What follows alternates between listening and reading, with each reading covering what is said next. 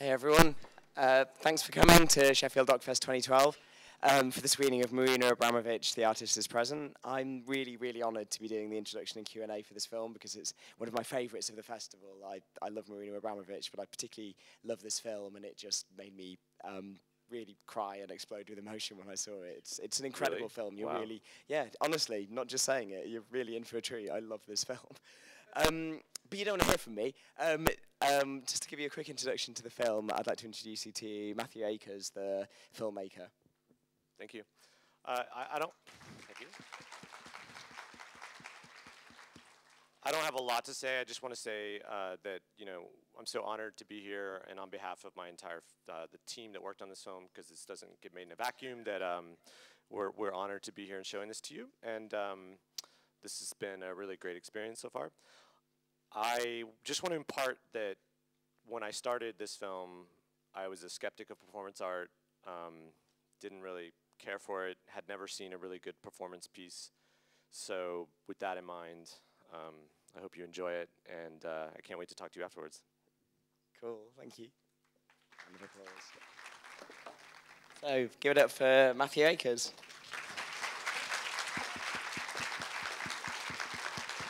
Thank you. Cool. Do you have a question? What, do I have a question? Yeah. I do have a question, yeah. Did you like the film? You know I love it. I said at the start. No, I do really love it. And it was really interesting hearing people on the way out kind of say, oh, I was crying. I really loved it. Because that was totally my reaction. It just made me cry. And it's just such a wonderful film. My God. Well, the first thing I want to know is, because I was really surprised, actually, when you said at the start that you weren't really into performance art before you made the film, because it's kind of the definitive film about Marina. So how did it come about? How did it all start? Yeah. It really spontaneous. The producer on the film, Jeff Dupre, met her at a party, and I had been working with him for a number of years, and I just literally, the day after I wrapped a series for PBS in the US about a circus. I'd lived with a traveling circus that was part of his company was producing. He told me he had met her at a party, and that she told him what she was going to do. And I said, that's great, good for you. I hope you make an awesome film. And I went away, and a couple weeks later, he called me and was like, oh, by the way, she's going to train these reperformers at her house upstate. Would you want to maybe work on the film? And there's no money, so you're a cinematographer and a director. Would you go up there and maybe shoot this? And I said, I don't really think I want to, because I've just spent a year trying to convince clowns and acrobats to let me into their trailer, and they were not very happy. And it was really tough. So he's like, no, listen, she's amazing. She's so charming. You're going to love her. Just go meet her. So, and plus I knew it was performance art. I knew about her because I have a degree in art. And but I made sculptures and painting, stuff that's meant to last, and it's ephemeral. So like, how do you make a film about something that's ephemeral? And it's challenging. I knew it was going to be like this it might be in like a niche genre market film audience. And I didn't really want to make a film for that kind of an audience. Yeah. I wanted to make bigger films that were for broader audiences. And anyway, so he told me to go meet her, and I said, okay, I'll give it a shot, and I'll go meet her. And I went and met her, and of course she was extremely charming. She was just like, we immediately hit it off. And so I knew, if nothing else, it would be fun to hang out with her. And I also said to her that day, I was like, look, I'm skeptical of this. And she was like, that's fine. I've faced that question my whole life, so I'm not fazed by that. And in fact, that's a good thing. So, and I said, and I've been following clowns and acrobats, and I can't do that again. Like, I can't spend a year like chasing you down. So, you have to give me total access. You're not going to have any editorial control. And she was like, no problem. And a week later, she gave me keys to her apartment, and no subject I've ever followed has done that. And I took advantage of it. I basically would let myself in her apartment, and I'd have the camera there in front of her face before she woke up, just to test her, just to be like, oh yeah, all right, we'll see. And so I put the camera in her face, and she was just like, oh, she'd wake up and give me this exasperated look. But it's like that was the deal we struck. Yeah. And so I ended up spending a year of my life. I took off of work for a year and wasn't paid, and invested my own money and just did it. And it was a leap of faith on my part. It was a leap of faith on her part that we'd get it sold and we'd get it made. I mean, none of us knew that it was going to turn out this way. So anyway, so that's how it started. And then, of course, it's fairly obvious that I think that what she did was amazing. So yeah, I was certainly transformed by the experience, and it changed my opinion. Awesome. Well, let's take some questions from the audience because I'm sure there's loads out there. Yes, a lady at the back waving her arm by the bar. Oh no, to your left. Yes, wave your hand in the air. Yes, you, yes. At what stage did HBO come in, and what kind of influence did they have on the film? So Sheila Evans, who's the head of HBO, came and sat at the very end of the performance with Marina. We organized that, and she. So that was one of the advantages I had being so close to her. I was able to at least get Sheila to come sit. She didn't have to wait in line, so that's maybe a little unfair. But we needed to have her come to see if she would buy the film, and she had this great experience with Marina. And then also she saw a string out of some of my footage, the edited scenes that we'd begun editing. So really at the very end of production, and they gave us just enough money. They didn't acquire the entire They didn't pay for our entire budget of what it cost to make it, but they gave us enough money to finish the film and to edit it and mix it and all that. And they provided a tremendous amount of support. So since it got into Sundance, and they've really been amazing. And it certainly wouldn't have been made without them. So that was their involvement. They saw rough cuts, but Sheila loved it, so she didn't really have many notes for us. Typically, from what I understand, this is my first project as a director with her, but from what I understand, she's quite involved in giving notes, and she just really supported us. She didn't really have a whole lot. I mean, and the minimal notes she did give were valid, and we wanted to make those changes anyways. So it was very, very minimal. She left us alone. Cool, let's take some more questions. Yeah, just a couple of rows forward. The lady with blonde hair over there, and then we'll go down to 4 rows back here. Hello, I just wanted to ask about filming performance and not being intrusive, and in that space, how it was for you as a filmmaker and your crew. Well, I was the crew. I had an intern that I found. Do you know Craigslist here? Do you have Craigslist? I don't know if it's worldwide, is it? Yeah, it is. So Craigslist, I had an intern that I found off of Craigslist, and I trained him to do sound. And so he was my sound man. And then I just had interns that would be production assistants. They would rotate every once in a while, or I had no production assistants. So it was just me. And for the most part, the first day of the performance and the last day, I had an extra camera person there for those 2 days. But she also demarcated this big square, as you see. So I didn't enter that space. And in a way, she says, recently she's been saying that, and I didn't know this at the time, but she said that the presence of the cameras actually were part of the work for her, that the eye of the camera, as well as the eye of all the people watching her connecting with the other person, she wanted it because it forces the person sitting there to confront themselves, and so there's nowhere to escape, as she would say, that they have to really be present and think about themselves and what they're doing, and she often says that in a lot of her pieces the public completes the work, and likewise my presence completed the work, I guess. Was there any resistance from the people across the table from her to being filmed?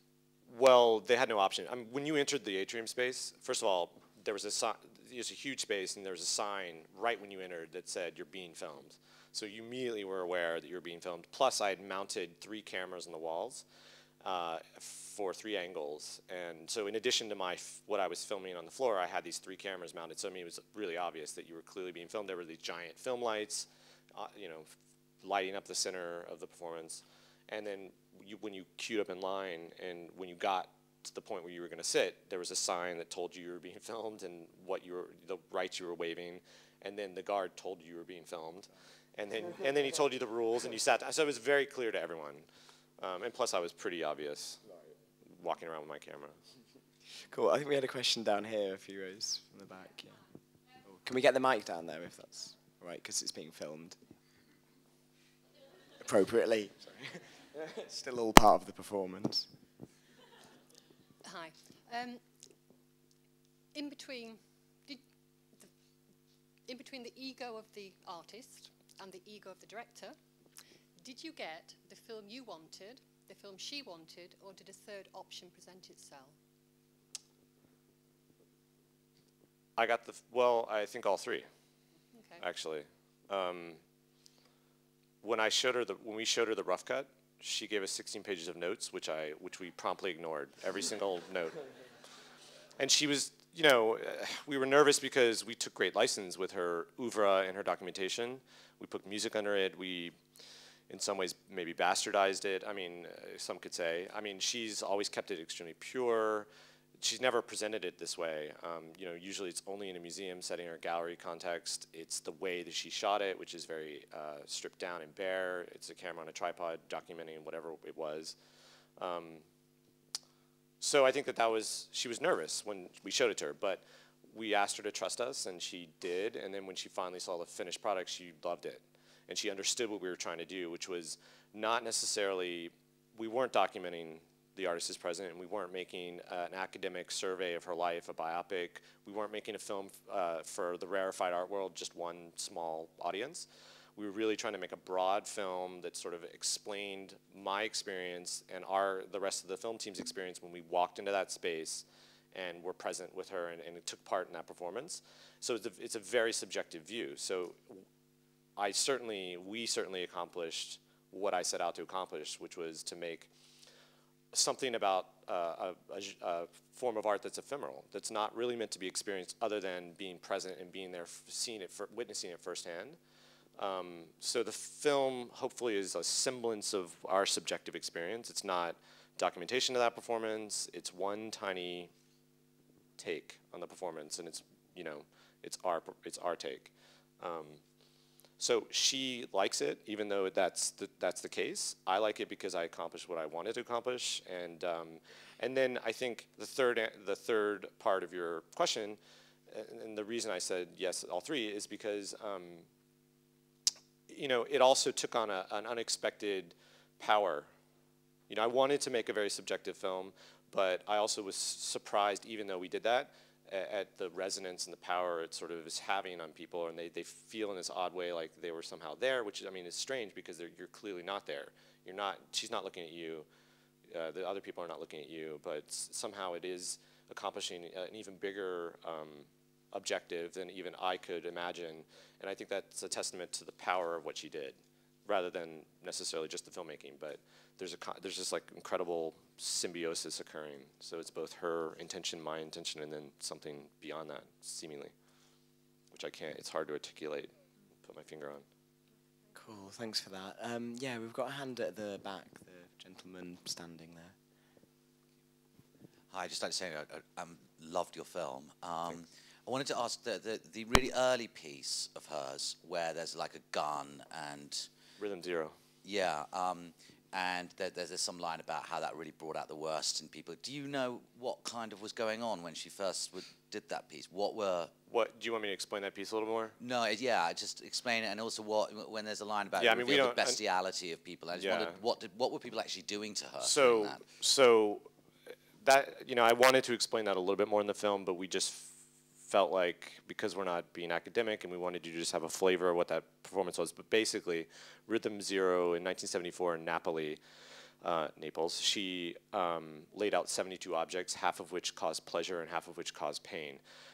Some of the objects were grapes, a bottle of wine filled, flowers, a feather, a knife, a gun, a bullet, a whip, and people could do whatever they wanted to her for about, I think, 6 to 7 hours, and she stood motionless in the gallery.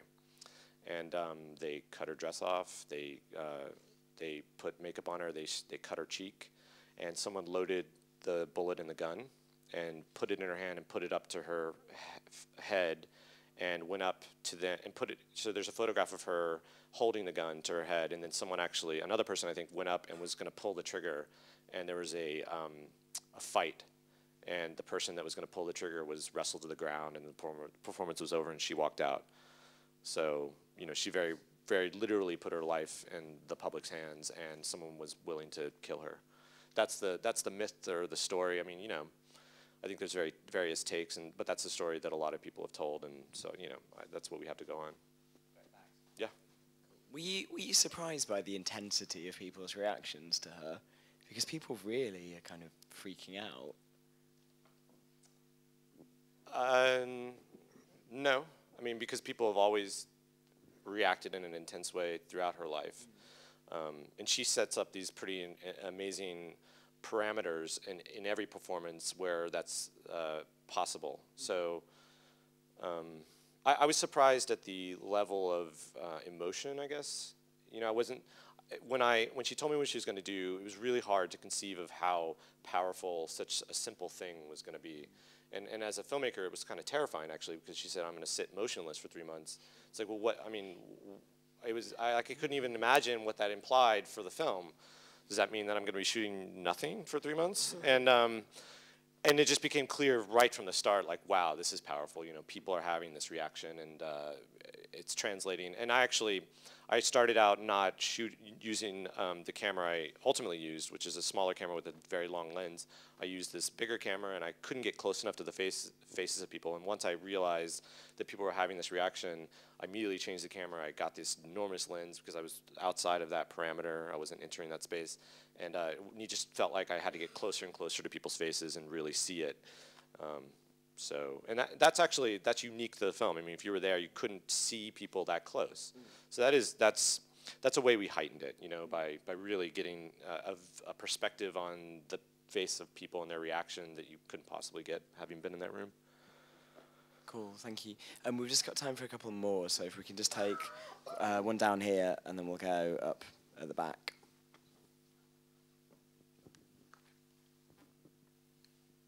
Thank you. Congratulations. I really enjoyed watching that film. It was wonderful. I'm just wondering, I think there was a scene where there was pictures of, it looked like there were pictures of the actual participants. Did I just imagine that? Was that just one slight scene? No, you didn't imagine that.